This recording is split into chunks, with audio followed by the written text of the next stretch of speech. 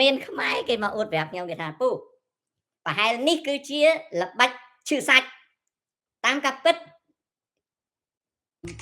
សម្ដេចហ៊ុនសែនហើយត្រូវគ្នាជាមួយអាមេរិកដល់សួរវិញថាចុះតាហ៊ានតែងាប់នោះអាហ្នឹងត្រូវគ្នាមួយហ៊ុនសែនដែរឆ្លើយរួចហើយ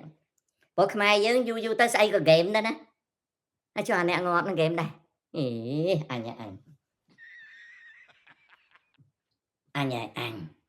អាអ្នកងាប់នឹងហ្គេមដែរអាអ្នកដែលគ្នាត្រូវគ្រាប់ងាប់នឹងលេងហ្គេមមួយដែរគេថាណែបាច់ហ៊ុនសែនក៏លោកត្រូវជាមួយអាមេរិកណាចំណែកថៃក៏ត្រូវជាមួយអាមេរិកអញ្ចឹងវាវាយគ្នាអញ្ចឹងហើយបានអាមេរិកឲ្យយើង45លានហើយឲ្យលុយសៀមណាអាហ្នឹងហើយណា30តដួយពេកមិនមែន30កុកហ្នឹងហៅ30តដួយណា30តដួយ